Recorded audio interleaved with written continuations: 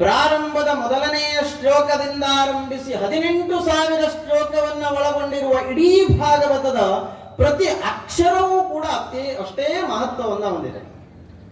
325 ಅಧ್ಯಾಯ ಇದೆ ಅದರಲ್ಲಿ ಪ್ರತಿ ದಿವಸವೂ 50, 52, 48 ಹೀಗೆಲ್ಲ ಅಧ್ಯಾಯಗಳು ಪಾರಾಯಣಕ್ಕೆ ಸೀಮಿತವಾಗಿ ಇರುವಂತಹದ್ದು. ಇವತ್ತು ಕರ್ದಮ ಮತ್ತೆ ದೇವಹೂತಿಯರ ವಿವಾಹ ಪ್ರಸಂಗದಿಂದ ಆರಂಭಿಸಿ ಪಾರಾಯಣದ ಭಾಗ ಮುಂದುವರಿಯುತ್ತದೆ. ನಾನು ಒಂದು ಮಾತನ್ನ ಇಲ್ಲಿ ಹೇಳಬೇಕು. ನಮ್ಮ ಮನಸ್ಸು ಹೇಗಿರುತ್ತದೆ ಅಂತ ಕೇಳಿದ್ರೆ, ಭಗವಂತನಲ್ಲಿ ತಲ್ಲೀನತೆಯನ್ನು ಹೊಂದಬೇಕು, ಅದಕ್ಕೋಸ್ಕರವಾಗಿ ನಾವು ದೇವಸ್ಥಾನಗಳಿಗೆ ಹೋಗಬೇಕು ಎನ್ನುವಂತಹ ಭಾವದಿಂದ ಬರ್ತೇವೆ. ನೀವೆಲ್ಲರೂ ಬಂದಿದ್ದೀರಿ ಕೂಡ. ಒಮ್ಮೊಮ್ಮೆ ಅನಿಸ್ತದೆ, ನಾವು ಸುಲಭವಾಗಿ ಸಿಗುವುದನ್ನ ಬಿಟ್ಟು ಕಷ್ಟ ಸಾಧ್ಯವನ್ನ ಹುಡುಕಿಕೊಂಡು ಹೋಗುತ್ತೇವೆ. ಹೇಗೆ ಅಂತ ಕೇಳಿದ್ರೆ, ಒಬ್ಬರು ನನ್ನಲ್ಲಿ ಪ್ರಶ್ನೆ ಮಾಡಿದ್ರು, ಭಾಗವತರೇ ನೀವು ಬಹಳ ಚೆನ್ನಾಗಿ ಉಪನ್ಯಾಸ ಮಾಡ್ತೀರಿ. ಆಯ್ತಮ್ಮ, ಚೆನ್ನಾಗಿದೆ, ಆದ್ರೆ ನೀವು ಇದನ್ನ ಯೂಟ್ಯೂಬಿಗೆ ಬಿಡಬೇಕಾಗಿತ್ತು. ನೋಡಿ, ನಮ್ಮ ಮನಸ್ಥಿತಿ ಹೇಗಿದೆ ಅಂತ ಕೇಳಿದ್ರೆ, ಸುಲಭವಾಗಿ ಇಲ್ಲಿ ಸಿಗ್ತಾ ಇದೆ, ಅದನ್ನ ಶ್ರುತ ಮಾಡಿಕೊಳ್ಳಿಕ್ಕೆ ನಮಗೆ ಕಷ್ಟ ಆಗ್ತದೆ. ಕಷ್ಟ ಸಾಧ್ಯವಾಗಿರುವುದನ್ನು ನಾವು ಸುಲಭೀಕರಿಸಿಕೊಳ್ಳಿಕ್ಕೆ ಹೋಗ್ತೇವೆ. ದೇವಸ್ಥಾನಕ್ಕೆ ಬಂದಿದ್ದೇವೆ, ನಾವು ಕನಿಷ್ಠ 3 ಅಂಶಗಳ ಫಲವನ್ನ ಇಲ್ಲಿ ಪಡೆಯಬೇಕಂತೆ. ಎಂಥದ್ದು 3 ಅಂಶ ಅಂತ ಕೇಳಿದ್ರೆ ಹೇಳ್ತಾರೆ, ನಮಗೆ ಬಂದ ತಕ್ಷಣ ಇಲ್ಲೆಲ್ಲವೂ ಕೂಡ ದೃಶ್ಯಗಳು ಗೋಚರ ಆಗುತ್ತದೆ. ಒಳಗೆ ಗರ್ಭಗುಡಿಯಲ್ಲಿ ಭಗವಂತ ಪವಡಿಸಿದ್ದಾನೆ, ಆತನನ್ನ ಕಣ್ತುಂಬಿಕೊಳ್ಳುತ್ತೇವೆ. ಇಲ್ಲಿಯ ಸೌಂದರ್ಯವನ್ನ, ಅಂದ್ರೆ ಆ ಪರಿಸರದ ಸೌಂದರ್ಯವನ್ನ ಕಣ್ಣಿನಿಂದ ಆಸ್ವಾದಿಸಿಕೊಂಡು ಅದರ ಸುಖವನ್ನ ಅನುಭವಿಸುತ್ತೇವೆ. ಎರಡನೆಯದ್ದು, ಇಲ್ಲಿ ಪೂಜೆ ಎಲ್ಲ ಸಮಾಪ್ತಿಯಾದ ನಂತರದಲ್ಲಿ ಪ್ರಸಾದ ವಿತರಣೆ ಆಗುತ್ತದೆ. ಅದರಿಂದ ನಮ್ಮ ಉದರವನ್ನು ತುಂಬಿಸಿಕೊಳ್ಳುತ್ತೇವೆ, ದೇಹಕ್ಕೆ ಸಂತೃಪ್ತ ಆಗ್ತದೆ, ಮನಸ್ಸಿಗೆ ಸಂತೃಪ್ತಿ ಆಗ್ತದೆ. ಅಲ್ಲಿಗೆ ಎರಡನೆಯ ಪ್ರಾಪ್ತಿಯನ್ನ ಪಡೆದುಕೊಳ್ಳುತ್ತೇವೆ. ಇನ್ನು ಅತ್ಯಂತ ಮುಖ್ಯವಾದ 3ನೆಯ ಅಂಶ ಯಾವುದು ಅಂತ ಕೇಳಿದ್ರೆ, ನಾವು ಸನ್ನಿಧಿಗೆ ಹೋಗಿದ್ದೇವೆ, ಅಲ್ಲಿಂದ ಒಂದಷ್ಟು ಜ್ಞಾನವನ್ನ ಪಡೆದುಕೊಳ್ಳೋಣ ಅಂತ ಯಾವ ಯೋಚನೆಯನ್ನೇ ಮಾಡೋದಿಲ್ಲ. ಆ ಜ್ಞಾನದ ಸಂಪಾದನೆಯನ್ನ ಮತ್ತೆಲ್ಲೋ ಇಲ್ಲದ ಕಡೆಯಲ್ಲಿ ಹೋಗಿ ಹುಡುಕಿಕೊಂಡು ಸಂಪಾದನೆ ಮಾಡುವಂತಹ ಶ್ರಮದಲ್ಲಿ ನಮ್ಮನ್ನ ನಾವು ತೊಡಗಿಸಿಕೊಂಡು ನಮ್ಮ ಸಮಯವನ್ನ ವ್ಯರ್ಥ ಮಾಡಿಬಿಡ್ತೇವೆ. ಅದು ಹಾಗಾಗಬಾರದು. ಜ್ಞಾನದ ಸಂಪಾದನೆಯನ್ನೂ ಕೂಡ ಇಲ್ಲಿ ಮಾಡಿಕೊಂಡು ಹೋದಾಗ ನಾವು ಸಾತ್ವಿಕ, ರಾಜಸಿಕ, ತಾಮಸಿಕ ಎನ್ನತಕ್ಕಂತಹ 3 ಗುಣಗಳಿಂದ ಒಳಗೊಂಡಿರುವಂತಹ ಈ ಪರಿಪೂರ್ಣವಾದಂತಹ ದೇಹದ ಸಾರ್ಥಕ್ಯವನ್ನ ಪಡೆದುಕೊಳ್ಳಿಕ್ಕೆ ಸಾಧ್ಯ. ಇಲ್ಲ ಅಂತಂದ್ರೆ ಆಗೋದಿಲ್ಲ.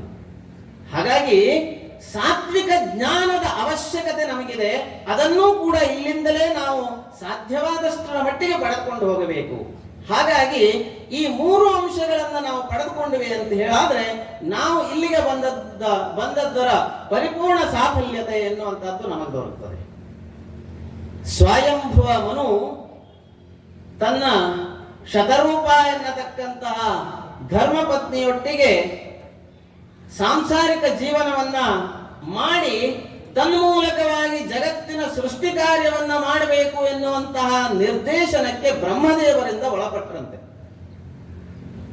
ಹಾಗಾದ್ರೆ ಹೇಗಾಗಬೇಕು ಅಂತ ಕೇಳಿದ್ದಕ್ಕೆ ಮತ್ತೆ ಬ್ರಹ್ಮದೇವರೇ ಅವರಿಗೆ ಸೂಚನೆಯನ್ನ ಕೊಟ್ಟರು, ನಿನ್ನ ಮಗಳನ್ನ ಕರ್ದಮರಿಗೆ ವಿವಾಹ ಮಾಡಿಕೊಡು, ತನ್ಮೂಲಕವಾಗಿ ಭಗವಂತನೇ ಸ್ವತಃ ಅವತರಿಸ್ತಾನೆ, ಆ ಮೂಲಕವಾಗಿ ಪ್ರಜೋತ್ಪತ್ತಿ ಆಗ್ತದೆ. ಹೇಗೆ ಮಾಡಬೇಕು? ಕರ್ದಮರು ಎಲ್ಲಿದ್ದಾರೆ ಹುಡುಕಿಕೊಂಡು ಹೋಗು. ಅವರು ಆಶ್ರಮದಲ್ಲಿ ತಪಸ್ಸಿನಲ್ಲಿ ನಿರತರಾಗಿದ್ದಾರೆ. ಅತ್ಯಂತ ಶ್ರೇಷ್ಠರಾದಂತಹ ಕರ್ದಮ ಮಹರ್ಷಿ ಸರಸ್ವತಿ ನದಿ ತೀರದಲ್ಲಿ ಮಹಾವಿಷ್ಣುವನ್ನ ಕುರಿತು ತಪಸ್ಸನ್ನ ಮಾಡ್ತಾ ಇದ್ದಂತೆ. ಆ ಸಂದರ್ಭದಲ್ಲಿ ಆ ಕರ್ದಮರ ಅತ್ಯಂತ ನೈಷ್ಠಿಕವಾದಂತಹ ತಪಸ್ಸಿನಿಂದ ಸಂತುಷ್ಟನಾದಂತಹ ಭಗವಂತ ಕರ್ದಮರಿಗೆ ಅವರ ಮುಂದೆ ಪ್ರತ್ಯಕ್ಷನಾಗ್ತಾನೆ. ನೋಡಿ, ಸಾಮಾನ್ಯವಾಗಿ ನಮಗೆ ಸಂತೋಷ ಬಂದಾಗ ಕಣ್ಣೀರು ಬರ್ತದೆ, ದುಃಖ ಉಂಟಾದಾಗಲೂ ಕಣ್ಣೀರು ಬರ್ತದೆ. ಆದರೆ ಭಗವಂತ ತನ್ನ ಕಣ್ಣಿನಿಂದ ನೀರನ್ನು ಹನಿಸಿದನಂತೆ. ಹೇಗೆ ಅಂತ ಕೇಳಿದ್ರೆ, ಕರ್ದಮರ ತಪಸ್ಸನ್ನು ನೋಡಿ ಆತನಿಗೆ ಸಂತೋಷದ ಉದ್ರಿಕ್ತ ಭಾವವನ್ನು ತಲುಪಿದ್ದಾನೆ. ಆತನಿಂದ ಕಣ್ಣಿನಿಂದ ಹನಿ ಬಿದ್ದಿದೆ. ಅದು ಆ ಸರಸ್ವತಿ ನದಿಯಿಂದ ಉತ್ಪತ್ತಿಯಾದಂತಹ ಸರೋವರದಲ್ಲಿ ಬಿದ್ದಿತಂತೆ. ಆ ಸರೋವರವನ್ನ ಬಿಂದು ಸರೋವರ ಎನ್ನುವುದಾಗಿ ಕರೆಯಲ್ಪಟ್ಟರು. ನಾವು ಈಗಲೂ ಕೂಡ ಉತ್ತರ ಭಾರತದ ಯಾತ್ರೆಗೆ ಹೋದಂತಹ ಸಂದರ್ಭದಲ್ಲಿ ಸರಸ್ವತಿ ನದಿ ತೀರದಲ್ಲಿ ಬಿಂದು ಸರೋವರದ ದರ್ಶನವನ್ನ ಮಾಡಿಕೊಂಡು ಬರಲಿಕ್ಕೆ ಸಾಧ್ಯ ಆಗ್ತದೆ. ಆ ಬಿಂದು ಸರೋವರದ ಸಮೀಪದಲ್ಲಿ ಕರ್ದಮರು ತಪಸ್ಸನ್ನ ಮಾಡಿ ಭಗವಂತನಿಂದ ವರ ಪಡೆದ್ರು. ಏನು ಅಂತ ಕೇಳಿದ್ರೆ, ಸ್ವತಃ ನೀನೇ ನನಗೆ ಪುತ್ರನಾಗಿ ಅವತರಿಸಬೇಕು. ಒಪ್ಪಿಕೊಂಡ ಭಗವಂತ.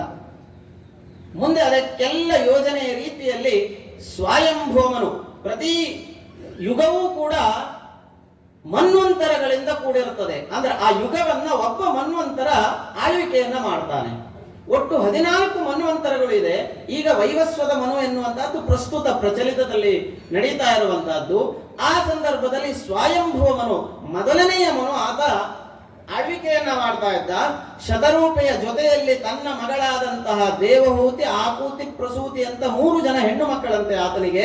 ಅವರಲ್ಲಿ ದೇವಹೂತಿಯನ್ನ ಕರೆದುಕೊಂಡು, ಹಿರಿಯ ಮಗಳನ್ನ ಕರೆದುಕೊಂಡು ಆತ ಕರ್ದಮರನ್ನ ಹುಡುಕಿಕೊಂಡು ಹೊರಟಿದ್ದಾನೆ. ಪುನಃ ಆತನಿಗೆ ಇನ್ನಿಬ್ಬರು ಮಕ್ಕಳು, ಗಂಡು ಮಕ್ಕಳು, ಪ್ರಿಯವ್ರತ ಮತ್ತೆ ಉತ್ತಾನಪಾದ ಎನ್ನುವುದಾಗಿ. ದೇವಹೂತಿಯನ್ನ ಕರೆದುಕೊಂಡು ಬಂದಂತಹ ಆ ದಂಪತಿಗಳು ಕರ್ದಮರ ಆಶ್ರಮಕ್ಕೆ ಬಂದು ಕರ್ದಮರಲ್ಲಿ ಪ್ರಾರ್ಥನೆಯನ್ನ ಸಲ್ಲಿಸುತ್ತಿದ್ದಾರೆ.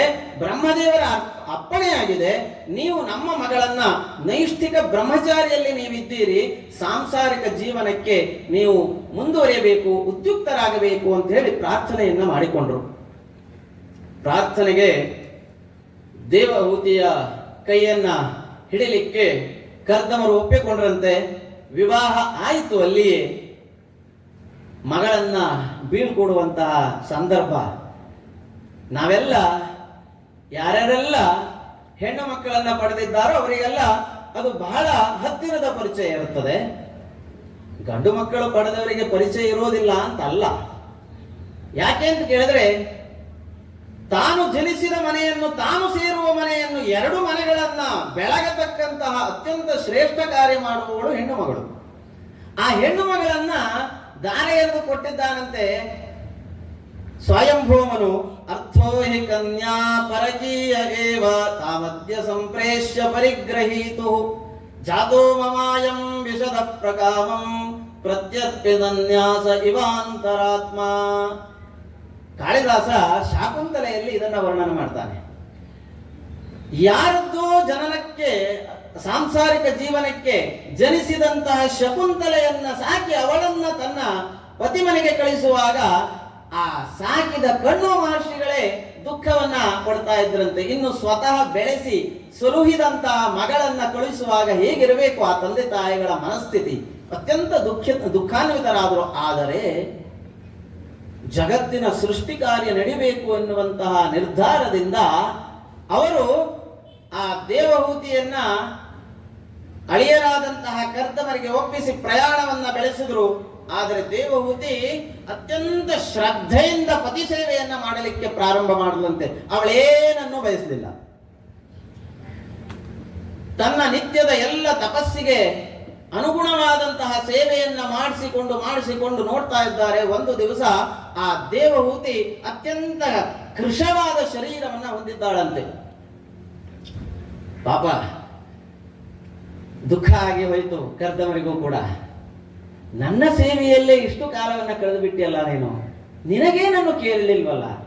ಇದು ಎಷ್ಟೋ ಸಂದರ್ಭದಲ್ಲಿ ನಮ್ಮ ಲೌಕಿಕ ಜೀವನದಲ್ಲೂ ನಾವು ಅನುಭವಿಸಿರ್ತೇವೆ. ನಾವು ಎಲ್ಲವನ್ನ ಪಡೆದುಕೊಳ್ಳಬೇಕು ಎನ್ನುವಂತಹ ಹಂಬಲದಲ್ಲಿ ನಾವಿರ್ತೇವೆ. ಆದರೆ ನಮ್ಮನ್ನೇ ನಂಬಿ ಬಂದಂತವರು ಏನನ್ನ ಬಯಸ್ತಾ ಇದ್ದಾರೆ ಅನ್ನೋದನ್ನ ತಿಳಿದುಕೊಳ್ಳಿಕ್ಕೆ ನಾವು ಎಡವಿ ಬಿಡ್ತೇವೆ. ಆದರೆ ಕರ್ದಮರು ಹಾಗೆ ಮಾಡಲಿಲ್ವಂತೆ. ತನ್ನ ಪತ್ನಿಯಲ್ಲಿ ಕೇಳಿದ್ರು, ಹೇ ಕೃಷಾಂಗಿ, ನೀನು ನನ್ನ ಸೇವೆಯನ್ನು ಅತ್ಯಂತ ನಿಷ್ಠೆಯಿಂದ ಮಾಡಿದ್ದೀಯೆ, ಈಗ ಏನಾದರೂ ಕೇಳಮ್ಮ, ನಾನು ಕೊಡ್ತೇನೆ, ನಡೆಸಿಕೊಡ್ತೇನೆ.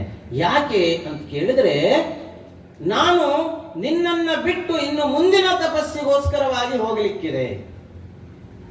ಆಗ ಯಾವ ಸತಿಗಾದರೂ ದುಃಖ ಆಗುತ್ತದೆ. ಆದ್ರೆ ಅದನ್ನು ತೋರ್ಕೊಡ್ಲಿಲ್ಲ ಅವಳು ಹೇಳಿದ್ರಂತೆ, ದೇವಹೂತಿ ರಾದ್ಧಂಬದ ದ್ವಿಜ ವೃಷೈತದಮೋಘ ಯೋಗ ಮಾಯಾಧಿಪೇ ತ್ವಯಿ ವಿಭೋ ತದವೈಮಿ ಭರ್ತಃ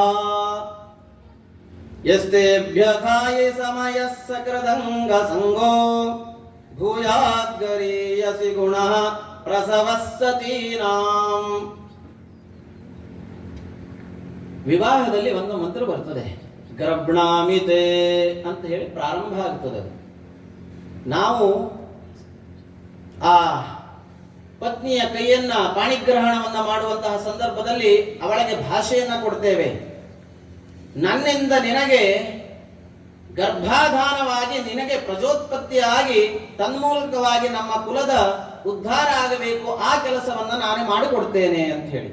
ವಿವಾಹ ಆಗುವಂತಹ ಮುಖ್ಯವಾದ ಕಾರಣ ಅದು ಸತ್ಸಂತಾನದ ಪ್ರಾಪ್ತಿ ಎನ್ನುವಂತಹದ್ದು, ಪ್ರಜೋತ್ಪತ್ತಿ ಆಗಬೇಕು. ಅವಳು ಹೇಳಿದಂತೆ, ನೀವು ನನಗೆ ಮಾತನ್ನ ಕೊಟ್ಟಿದ್ದೀರಿ, ಗರ್ಭಾಧಾನವಾಗಿ ನನಗೆ ಸಂತಾನ ಆಗುವ ತನಕ ನನ್ನ ಜೊತೆಯಲ್ಲಿ ಇರ್ತೇನೆ ಅಂತ ಹೇಳಿ. ಈಗ ಹೇಗೆ ಹೋಗ್ಲಿಕ್ಕೆ ಸಾಧ್ಯ? ನನಗೆ ಅದನ್ನ ಕರುಣಿಸಿ ನಂತರ ಮುಂದೆ ನೋಡೋಣ. ಹೋಗ್ಲಿಕ್ಕೆ ಒಪ್ಪಿಗೆ ಕೊಡ್ಲಿಲ್ಲ. ಸರಿ, ದೇವಹೂತಿಯ ಪರಿಸ್ಥಿತಿ ಹೇಗಿದೆ ಅಂತ ಕೇಳಿದ್ರೆ, ದೇಹ ಪೂರ್ತಿ ಕೃಶವಾಗಿ ಹೋಗಿದೆ. ಅವಳಲ್ಲಿ ಗರ್ಭವನ್ನ ಧರಿಸಿ ಅದನ್ನ ಧಾರಣೆ ಮಾಡುವಂತಹ ಶಕ್ತಿಯೇ ಇಲ್ಲ. ಯೋಚನೆ ಮಾಡಿದ್ರಂತೆ, ಹಾಗಾದ್ರೆ ಒಂದು ಕೆಲಸವನ್ನ ಮಾಡ್ತೇನೆ, ನನ್ನ ತಪಸ್ಸಿನ ಬಲದಿಂದ ನಿನಗೆ ಪರಿಪೂರ್ಣವಾದಂತಹ ದೇಹದ ಶಕ್ತಿಯನ್ನ ಅನುಗ್ರಹ ಮಾಡ್ತೇನೆ. ಅಷ್ಟೇ ಅಲ್ಲ, ಆ ಸಂದರ್ಭ ಹೇಗಿರಬೇಕು ಅಂತ ಕೇಳಿದ್ರೆ, ಆ ಪತಿ ಪತ್ನಿಯರ ಮನಸ್ಸು ಅತ್ಯಂತ ಸಂತೋಷವಾದಂತಹ ಉತ್ತುಂಗ ಸ್ಥಿತಿಯನ್ನ ಹೊಂದಿರಬೇಕು. ಹಾಗಾಗಿ ನಾನೊಂದು ವಿಮಾನವನ್ನ ಸೃಷ್ಟಿಸಿಕೊಡ್ತೇನೆ.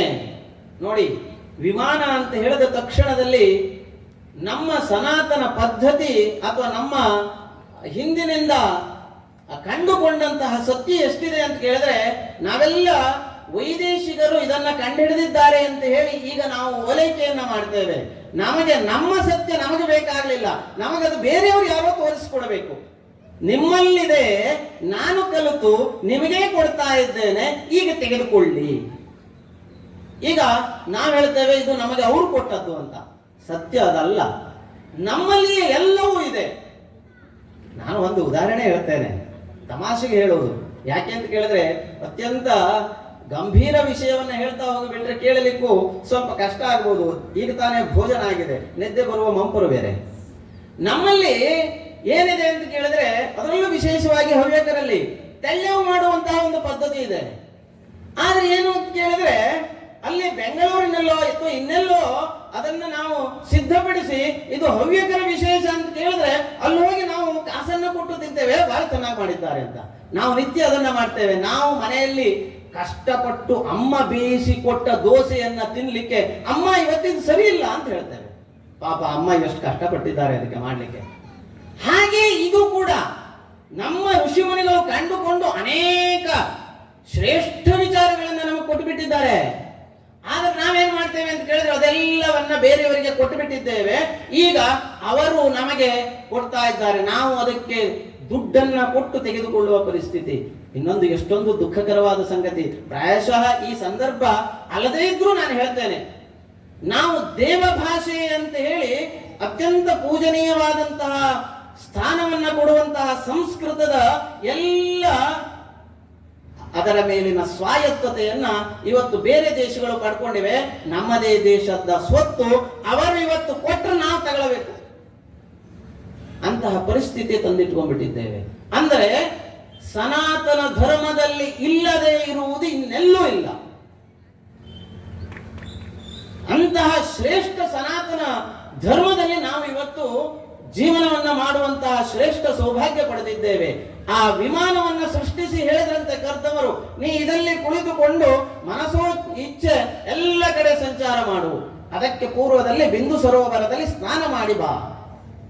ಬಿಂದು ಸರೋವರದಲ್ಲಿ ಸ್ನಾನ ಮಾಡಿ ಬಂದಂತಹ ಆ ಕೋಮಲಾಂಗಿ ಆ ವಿಮಾನವನ್ನ ತನ್ನ ಪತಿಯೊಟ್ಟಿಗೆ ಏರಿ ಸಂಚಾರ ಮಾಡಿದ್ರೆ ಕ್ಷಣದಲ್ಲಿ ಅದು ಮುಗಿದು ಹೋಯ್ತಂತೆ. ಅದು ಹಾಗೆಯೇ ಅದು. ಅದನ್ನ ನಾನು ಮತ್ತೆ ವಿಶೇಷವಾಗಿ ಬಿಡಿಸಿ ಹೇಳಬೇಕಾಗ್ಲಿಲ್ಲ. ಸಾಂಸಾರಿಕ ಜೀವನವೇ ಹಾಗೆ. ಅದು ಪರಸ್ಪರ ಇಬ್ಬರು ಒಟ್ಟಿಗೆ ಇರುವಂತಹ ಸಂತೋಷದ ಸಂದರ್ಭ ಅದು ದಿನವಾದರೂ ಕ್ಷಣದಂತೆ ಕಳೆದು ಹೋಗಿಬಿಡ್ತದೆ. ಆ ನಂತರದಲ್ಲಿ ಆ ದೇವಹೂತಿಯ ಗರ್ಭದಲ್ಲಿ 9 ಜನ ಕನ್ಯೆಯರನ್ನ ಕರುಣಿಸಿದರಂತೆ. ಹಾಗಾದ್ರೆ ನಾನು ಇನ್ನು ಹೊರಡಬಹುದಾ? ಅದು ಹೇಗೆ ಸಾಧ್ಯ? ಆಗುವುದಿಲ್ಲ. ನನಗೆ ಅತ್ಯಂತ ಪ್ರೀತಿ ಪಾತ್ರವಾಗಿರುವಂತೆ ಇನ್ನೊಂದು ವಿಶೇಷತೆ ಇದೆ. ಏನು? ನೀವೇ ಹೇಳಿದ್ದೀರಿ ನನಗೆ, ಭಗವಂತ ಸ್ವತಃ ನಮ್ಮ ಗರ್ಭದಲ್ಲಿ ಧರಿಸಿ ಬರ್ತಾನೆ ಅಂತ ಹೇಳಿದ್ದೀರಿ. ಪುತ್ರ ಜನನ ಆಗ್ಲಿಲ್ವಲ್ಲ ಇನ್ನು. ಅವನು ಬರಬೇಕು ಅಂದ್ರೆ ಪುತ್ರ ಜನನ ಆಗಬೇಕಲ್ಲ. ಈಗ ಭಗವಂತನ ಮಾತನ್ನೇ ನೀವು ಮಿಥ್ಯೆ ಮಾಡ್ಲಿಕ್ಕೆ ಹೊರಟಿದ್ದೀರಾ ಅಂತ ಪ್ರಶ್ನೆ ಮಾಡದಂತೆ. ಆಗ ಮತ್ತೆ ತಡೆದ ಕರ್ದಮ. ತನ್ನ ದಿವ್ಯ ಶಕ್ತಿಯಿಂದ ಪುನಃ ಅವಳ ಗರ್ಭದಲ್ಲಿ ರೇತಸ್ಸನ್ನ ಇಟ್ಟು ಆ ಭಗವಂತನೇ ಸ್ವತಃ ಕಪಿಲರ ಅವತಾರದಲ್ಲಿ ಜನಿಸುವಂತಹ ಯೋಗ ಆ ದಂಪತಿಗಳದ್ದಾಯಿತು. ಆ ಕಪಿಲ ಮಹರ್ಷಿಯ ಸ್ವರೂಪದಲ್ಲಿ ಜನಿಸಿದಂತಹ ಭಗವಂತ ಇಡೀ ಸೃಷ್ಟಿಗೆ ಬೇಕಾದಂತಹ ಸಾಂಖ್ಯ ಯೋಗವನ್ನ ಕರುಣೆ ಮಾಡಿ ಹೋದ. ಅಷ್ಟೇ ಅಲ್ಲ, ತದನಂತರದಲ್ಲಿ ಕರ್ದಮರು ಮುಂದಿನ ತಪಸ್ಸಿಗೆ ಹೋದರೆ ತಾಯಿಗೆ ಕಪಿಲ ಮಹರ್ಷಿಗಳು ಬೋಧನೆಯನ್ನ ಮಾಡಿದ್ರಂತೆ. ಅಷ್ಟಾಂಗ ಯೋಗಾದಿ ಎಲ್ಲ ತತ್ವಗಳ ಯೋಗವನ್ನ ಬೋಧನೆ ಮಾಡಿದ್ರು. ಆ ನಂತರದಲ್ಲಿ ಭಕ್ತಿಯ ಬೋಧನೆಯನ್ನ ಮಾಡ್ತಾರೆ. ನಾನು ಇನ್ನೇನೆ ಹೇಳಿದ್ದೆ, ಭಕ್ತಿ ಈ ಭಾಗವತದ ಪರಿಪೂರ್ಣವಾಗಿ ಭಕ್ತಿ, ಜ್ಞಾನ ಮತ್ತೆ ವೈರಾಗ್ಯ ಎನ್ನತಕ್ಕಂತಹ 3 ಅಂಶಗಳು ಪರಿಪೂರ್ಣವಾಗಿ ಆವರಿಸಿಕೊಂಡಿವೆ ಅಂತ ಹೇಳಿ. ಆ ಭಕ್ತಿಯ ಪರಿಪೂರ್ಣವಾದಂತಹ ಬೋಧನೆಯನ್ನ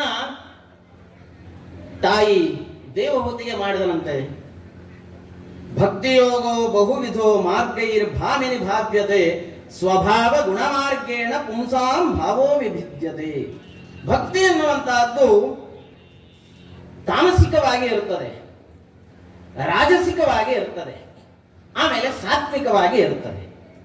ನಾವಿಲ್ಲಿ ಇಷ್ಟೆಂದು ಜನ ಬಂದಿದ್ದೇವೆ, ಎಲ್ಲರೂ ಭಕ್ತಿಯನ್ನ ಇಟ್ಟುಕೊಂಡೇ ಬಂದಿದ್ದೇವೆ. ಯಾರು ಭಕ್ತಿಯಿಂದ ವಿಮುಖರಾಗಿ ಇಲ್ಲಿ ಬರಲಿಲ್ಲ. ಆದರೆ ನಮ್ಮಲ್ಲಿ ಆ ಇರತಕ್ಕಂತಹ ಭಕ್ತಿಯ ಪ್ರಮಾಣದಲ್ಲಿ ಇದೆಯಲ್ಲ, ಅದು ವ್ಯತ್ಯಸ್ತ ಇರಬಹುದು. ಅದಕ್ಕೆ ಕಣ್ಣಿಗೆ ಕಾಣದೇ ಇರುವ ರೀತಿಯಲ್ಲಿ ಇರುವಂತಹದ್ದು. ಒಬ್ಬೊಬ್ಬರದ್ದು ಒಂದೊಂದು ರೀತಿಯಲ್ಲಿ ಭಕ್ತಿಯನ್ನ ದೇವರ ಸಾನ್ನಿಧ್ಯದಲ್ಲಿ ತೋರ್ಪಡಿಸುವಂತೆ. ಆದರೆ ಅದರಲ್ಲಿ ಮನಸ್ಸಿನಲ್ಲಿ ಹಿಂಸೆ ಇರ್ತದೆ, ದಂಭ ಇರ್ತದೆ, ಮಾತ್ಸರ್ಯ ಇರ್ತದೆ. ಈ ಎಲ್ಲ ಭಾವಗಳನ್ನ ಇಟ್ಟುಕೊಂಡು ಭಕ್ತಿಯನ್ನ ತೋರಿಸುವಂತದ್ದಿದೆ. ಅದನ್ನ ತಾಮಸಿಕ ಭಕ್ತಿ ಅಂತ ಹೇಳಿ ಕರೀತಾರೆ. ಇನ್ನು ಒಂದಷ್ಟು ವಿಷಯ ಸುಖ ಇರ್ತದೆ ನಮಗೆ. ನನಗೆ ಲೌಕಿಕವಾಗಿ ಇದಷ್ಟು ಬೇಕು, ನನಗೆ ಹೇ ದೇವ ನನಗೆ ಇದನ್ನೆಲ್ಲ ಅನುಗ್ರಹ ಮಾಡಪ್ಪ, ನನಗೆ ಮನೆ ಬೇಕು, ತೋಟ ಬೇಕು, ಮತ್ಯಾವುದೋ ಇನ್ನು ಸಾಂಸಾರಿಕ ಜೀವನದಲ್ಲಿ ಇನ್ಯಾವುದೋ ಸುಖ ಬೇಕು. ಅದನ್ನ ರಾಜಸಿಕ ಭಕ್ತಿ ಅಂತ ಹೇಳಿ ಕರೀತಾರೆ. ಇನ್ನು ಇಲ್ಲಪ್ಪ, ನನ್ನ ಜನ್ಮಕೃತವಾದಂತಹ ಯಾವೆಲ್ಲ ಪಾಪಗಳಿವೆಯೋ ಆ ಪಾಪಗಳನ್ನ ಮಾತ್ರ ದೂರೀಕರಿಸಬೇಕು. ನನಗೆ ಮತ್ತಿನ್ನೆಂಥದ್ದು ಬೇಡ. ನನ್ನ ಪೂಜೆ ಎನ್ನುವಂಥದ್ದು ನನ್ನ ಕರ್ತವ್ಯ.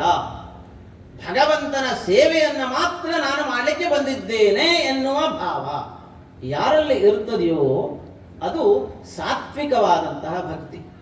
ಈಗ ನಿನ್ನೆಯೂ ಹೇಳಿದ್ದೆ, ಗಂಗಾ ಪ್ರವಾಹ ಎನ್ನುವಂತಹದ್ದು ಅಥವಾ ಬೇರೆ ಬೇರೆ ನದಿಗಳ ಪ್ರವಾಹ ಎನ್ನುವಂತಹದ್ದು ಅಖಂಡವಾಗಿ ಹರಿದು ಹೋಗಿ ಸಮುದ್ರವನ್ನ ಸೇರುತ್ತದೆ. ಅದು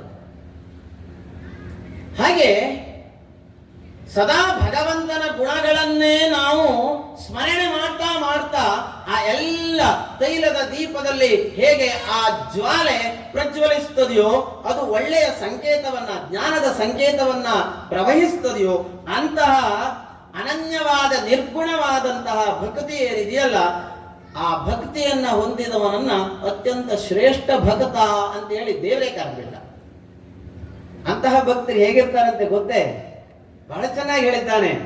ಸಾಲೋಕ್ಯ ಸಾಷ್ಟಿ ಸಾಮೀಪ್ಯ ಸಾರೂಪ್ಯೈಕತ್ವಮಪ್ಯುತ ದೀಯಮಾನಂ ನಗಣ್ಣಂತೆ ವಿನಾ ಮತ್ಸೇವನಂ ಜನಾ. ಈ ರೀತಿಯಾದಂತಹ ಗುಣವನ್ನ ಹೊಂದಿರಬೇಕು. ಹೇಗೆ ಹೇಳಿದ್ನಲ್ಲ, ಸಾತ್ವಿಕ ಭಕ್ತಿ. ಸಾಲೋಕ್ಯ ಅಂದ್ರೆ 5 ವಿಧವಾದ ಭಕ್ತಿ ಆ ಸಾತ್ವಿಕ ಭಕ್ತರಲ್ಲೇ ಇರ್ತದೆ ಅಂತೆ. ಆದರೆ ಆ ಭಕ್ತರು ಏನು ಮಾಡ್ತಾರಂತೆ ಅಂತ ಕೇಳಿದ್ರೆ, ಸಾಲೋಕ್ಯವನ್ನ ಕರುಣಿಸ್ತೇನಯ್ಯ ನಿನಗೆ ಅಂದ್ರೆ ಏನು, ನಿತ್ಯ ನೀನು ನನ್ನ ಧಾಮದಲ್ಲೇ ಬಂದಿರುವಂತ ಭಗವಂತನೇ ಬಂದು ಹೇಳ್ದ ಅಂತ ಇಟ್ಕೊಳ್ಳೋಣ. ಆ ಭಕ್ತ ಅದನ್ನ ಒಪ್ಕೊಳ್ಳೋದಿಲ್ವಂತೆ. ಅಲ್ಲ ರೀ, ದೇವರ ಸೇವೆಯನ್ನ ಮಾಡಬೇಕು ಅಂತ ಹೇಳ್ತಾ ಇದ್ದಾನೆ, ನನ್ನ ಧಾಮದಲ್ಲೇ ಇರು ಅಂತ ಹೇಳಿದ್ರು ಒಪ್ಪೋದಿಲ್ವಂತೆ ಅವನು, ಆ ಸಾತ್ವಿಕ ಭಕ್ತಿಯನ್ನ ಹೊಂದಿದವನು. ಆಯ್ತು, ನನ್ನ ಹಾಗೆಯೇ ಪೂರ್ಣವಾದಂತಹ ಐಶ್ವರ್ಯವನ್ನ ಕೊಟ್ಟು ಬಿಡ್ತೇನೆ, ಇಲ್ಲಪ್ಪ ನನಗೂ ಬೇಡ, ಹೋಗ್ಲಿ, ಸದಾ ಭಗವಂತನ ಸಮೀಪದಲ್ಲಿಯೇ ಇರುವಂತಹ ಅನುಗ್ರಹ, ಭಗವಂತ ಎಲ್ಲೆಲ್ಲೆಲ್ಲ ಇದ್ದಾನೋ ಅಲ್ಲೆಲ್ಲ ಆತನ ಜೊತೆಯಲ್ಲೇ ಇರುವಂತದ್ದು, ಅದಕ್ಕೂ ಆತ ಒಪ್ಪೋದಿಲ್ವಂತೆ. ಸಾಲೋಕ್ಯವೂ ಬೇಡ, ಸಾಷ್ಟಿಯೂ ಬೇಡ, ಸಾಮೀಪ್ಯವೂ ಬೇಡ. ಹಾಗಾದ್ರೆ ಸಾರೂಪ್ಯ, ಹೋಗ್ಲಿ ನನ್ನದೇ ಒಂದು ರೂಪವನ್ನು ಕೊಟ್ಬಿಡ್ತಾನಯ್ಯ ಅಂತ ಕೇಳಿದ್ರೆ ಅದನ್ನೂ ಆತ ಒಪ್ಪೋದಿಲ್ವ. ಹಾಗಾದ್ರೆ ಕೊನೆಯದಾಗಿ ಸಾಯುಜ್ಯ ಕೊಡ್ಕೊಡ್ತೇನೆ, ಭಗವಂತನ ವಿಗ್ರಹದಲ್ಲಿಯೇ ಸೇರಿಸಿಕೊಂಡ್ಬಿಡೋದು. ಇಲ್ಲ, ಅದೂ ನನಗೆ ಬೇಡ. ಯಾಕೆ? ಹಾಗೇನಾದ್ರೂ ಸೇರ್ಕೊಂಡ್ರೆ ಮತ್ತೆ ಪುನಃ ಭಗವಂತನನ್ನ ಸೇವೆ ಮಾಡ್ಲಿಕ್ಕೆ ಆಗೋದಿಲ್ವಲ್ಲ. ನೋಡಿ, ಸಾತ್ವಿಕ ಭಕ್ತಿ ಇದ್ದಂತಹ ಭಕ್ತ ಭಗವಂತ ಮೋಕ್ಷವನ್ನ ಅನುಗ್ರಹಿಸ್ತೇನೆ ಅಂದ್ರೂ ಆತ ಅದನ್ನ ಒಪ್ಪಲಿಕ್ಕೆ ಸಿದ್ಧ ಇಲ್ಲ. ಹಾಗಾಗಿ ನಾವು ಅಂತಹ ಶ್ರೇಷ್ಠ ಸಾತ್ವಿಕ ಭಕ್ತಿಯನ್ನ ಹೊಂದುವಂತೆ ನಮ್ಮ ಮನಸ್ಸನ್ನ ಸಿದ್ಧಪಡಿಸಿಕೊಡಬೇಕು. ಅದು ಒಂದಷ್ಟು ವರ್ಷ ಆದ್ಮೇಲೆ ಸ್ವಾಭಾವಿಕವಾಗಿ ಬರ್ತದೆ ಅಂತ ನಮ್ಮ ಭಾವನೆ. ನಮ್ಮ ಹಿರಿಯರನ್ನೆಲ್ಲ ಈಗ ನಾವು ನೋಡ್ತಾ ಇದ್ದೇವೆ, ಅವರ ಚಟುವಟಿಕೆಗಳನ್ನ ನೋಡಿದ್ರೆ ಹಂಗ ಅನಿಸ್ತದೆಯಪ್ಪ ನಮಗೆ, ನಾವಿನ್ನೂ ಆ ಒಂದು ಹಂತವನ್ನ ತಲುಪಲಿಲ್ಲ, ಹಾಗಾಗಿ ನಮಗೆ ಅನುಭವ ಇಲ್ಲ. ಹಿರಿಯರನ್ನು ನೋಡಿದ್ರೆ ಹಂಗ ಅನಿಸ್ತದೆ, ಇವರಿನ್ನೇನು ಭಗವಂತನ ಪೂರ್ಣವಾದಂತಹ ಸೇವೆಯನ್ನ ಮಾಡುವಂತೆ ತಮ್ಮನ್ನ ತೊಡಗಿಸಿಕೊಳ್ತಾ ಇದ್ದಾರೆ ಅಂತ. ಅಂದ್ರೆ ಅಮನಿ ಭಾವವನ್ನ ಹೊಂದಬೇಕು. ಎಲ್ಲವನ್ನ ಬೇಕು ಬೇಕು ಅಂತ ನಮ್ಮ ಮನಸ್ಸಿಗೆ ಹೇಳ್ಕೊಳ್ಳೋದು, ಮತ್ತೆ ಪುನಃ ಬೇಡ ಬೇಡ ಅಂತ ಮತ್ತೆ ನಾವು ಅದಕ್ಕೆ ಹೇಳೋದು. ಈ ರೀತಿಯ ಭಾವವನ್ನ ಹೊಂದಿದರೆ ನಾವು ಸಾತ್ವಿಕವಾದ ಭಕ್ತಿಯನ್ನ ದೇವರಲ್ಲಿ ಹೊಂದಲಿಕ್ಕೆ ಸಾಧ್ಯ ಇದೆ. ಅವ ಎಲ್ಲವನ್ನ ಕೊಡ್ತಾನವನೇ. ನಾನು ಆಗ್ಲೇ ಹೇಳಿದಾಗೆ, ನೀವು ಒಳ್ಳೆಯ ಭಕ್ತಿಯನ್ನ ದೇವರಿಗೆ ತೋರಿಸಿ ಒಳ್ಳೆಯ ಸೇವೆಯನ್ನ ಮಾಡಬೇಕು ಅಂತ ದೇವ ಸಾನ್ನಿಧ್ಯಕ್ಕೆ ಬನ್ನಿ, ಅಥವಾ ಒಳ್ಳೆಯ ಕಷ್ಟ ದೀನ ದಲಿತರಿಗೆ ಸಹಾಯವನ್ನ ಮಾಡಿ, ಕೈಲಾದಂತಹ ಸೇವೆಯನ್ನ ಮಾಡಿ, ಒಂದೊತ್ತು ಊಟವನ್ನ ಹಾಕಿ, ನಿಮಗೆ ದೇವರೇ ಅನುಗ್ರಹ ಮಾಡ್ತಾನೆ. ಅಂತಹ ಅನುಗ್ರಹವನ್ನ ಹೊಂದಬೇಕು. ಆದರೆ ಇದಕ್ಕೆಲ್ಲ ಮೂಲಭೂತವಾದ ಭಕ್ತಿಯನ್ನ ನಿನ್ನಲ್ಲಿ ನೀನು ತೊಡಗಿಸಿಕೊಳ್ಳಬೇಕು ಎನ್ನುವುದಾಗಿ ಆ ಕಪಿಲ ಮಹರ್ಷಿ ತನ್ನ ತಾಯಿಗೆ ಬೋಧನೆಯನ್ನ ಮಾಡ್ತಾ ಎಲ್ಲ ರೀತಿಯ ತತ್ವಗಳನ್ನ ಬೋಧಿಸ್ತಾನೆ. ಆ ತಾಯಿ ದೇವಹೂತಿ ನಂತರದಲ್ಲಿ ಕಪಿಲರಿಂದ ಅನುಗ್ರಹವನ್ನ ಪಡೆದು, ತನ್ನ ಮಗ ಸ್ವರೂಪನಾಗಿ ಇದ್ದಾನೆ ದೇವರೇ, ಅವನಿಂದಲೇ ಅನುಗ್ರಹಿತಳಾಗಿ ಅವಳು ದೇವ ಸಾನ್ನಿಧ್ಯವನ್ನ ಹೊಂದುತ್ತಾಳೆ. ಮುಂದುವರೆದು ಒಂದು ವಿಷಯವನ್ನ ಪ್ರಸ್ತಾಪ ಮಾಡ್ತಾರೆ ಶುಕ ಮಹರ್ಷಿಗಳು. ಬ್ರಹ್ಮದೇವರು ಅವರ ಮಗ ದಕ್ಷ ಇದ್ದಾನೆ, ದಕ್ಷ ಪ್ರಜಾಪತಿ. 9 ಜನ ಪ್ರಜಾಪತಿಗಳನ್ನ ನೇಮಕ ಮಾಡಿದ್ದಾರೆ ಜಗತ್ತಿನ ನಿಯಮನ ಮಾಡಲಿಕ್ಕೆ. ಅವರಲ್ಲಿ ದಕ್ಷ ಪ್ರಜಾಪತಿ ಕೂಡ ಒಬ್ಬ ಆಗಿದ್ದಾನೆ. ಈ ಸ್ವಯಂಭುವ ಮನುವಿನ 2ನೇ ಮಗಳನ್ನ ಆತ ವಿವಾಹ ಆಗಿದ್ದಾನೆ, ಪ್ರಕೂತಿ. ಆತ ಅವರ ದಾಂಪತ್ಯದಿಂದ 9 ಜನ ಕನ್ಯೆಯರಿಗೆ ಜನ್ಮವನ್ನ ನೀಡಿದ್ದಾರೆ ಆ ದಂಪತಿಗಳು.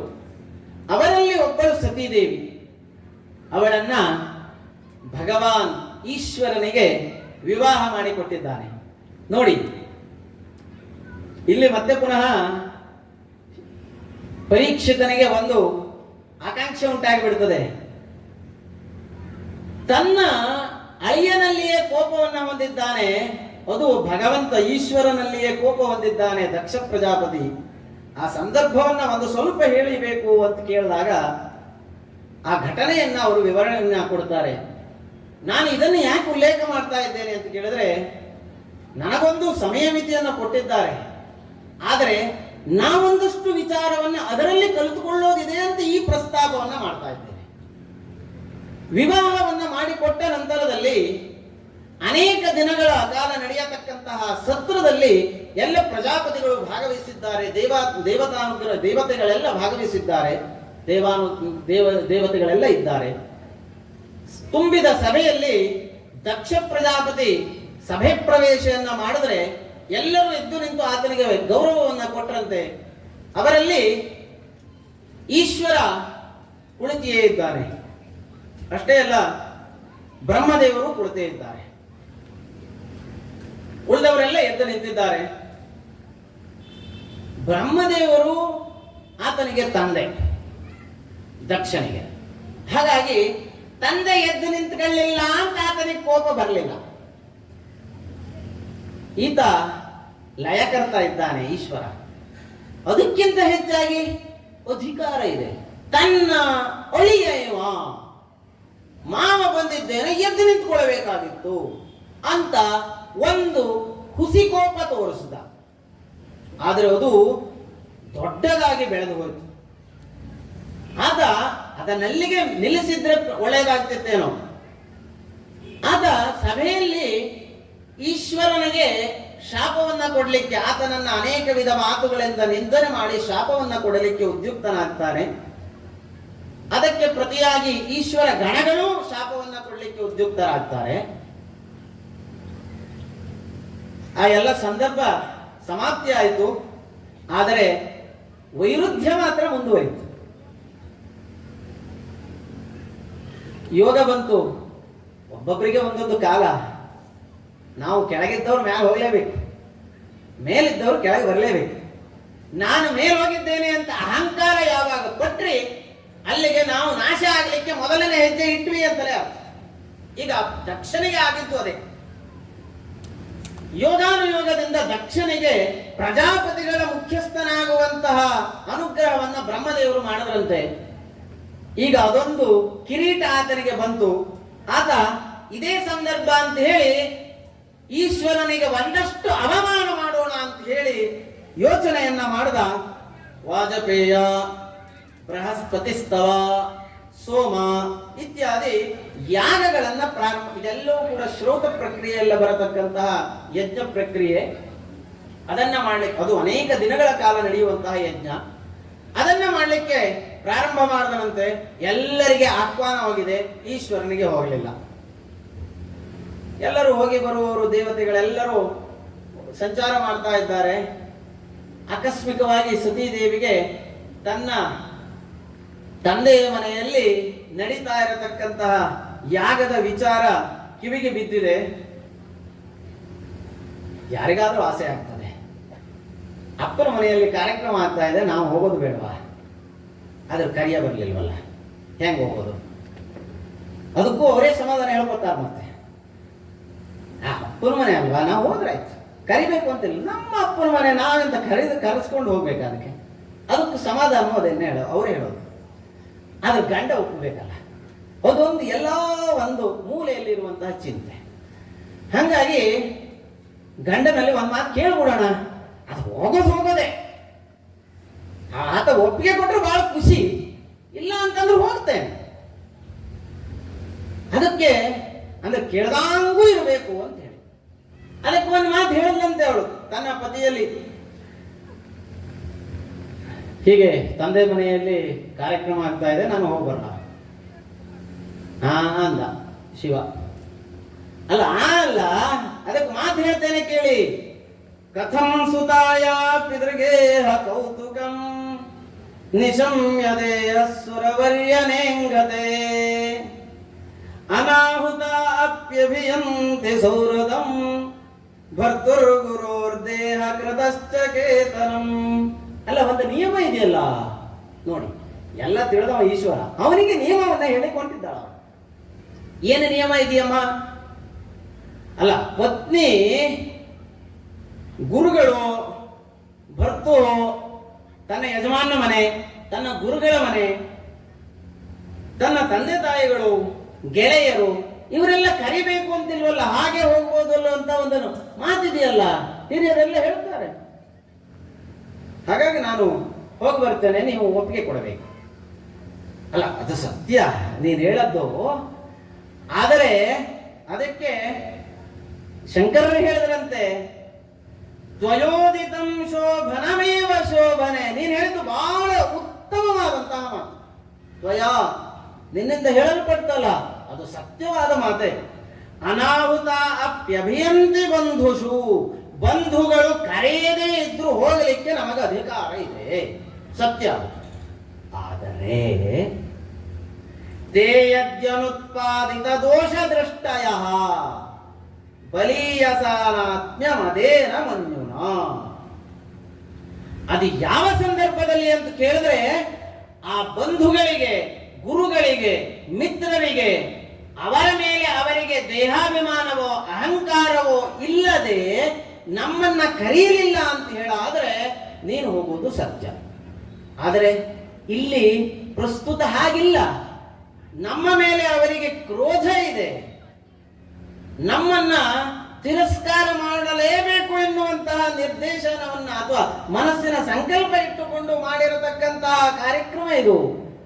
ಹೇಗೆ ಅಂತ ಕೇಳಿದ್ರೆ, ಮುಂದೆ ಹೇಳ್ತಾ ಇದ್ದಾರೆ ನೋಡಿ, ಪ್ರತಿಯೊಬ್ಬ ವ್ಯಕ್ತಿಗೂ ಕೂಡ ವಿದ್ಯೆ ಎನ್ನುವಂತಹದ್ದು ಅತ್ಯಂತ ಅವಶ್ಯಕ.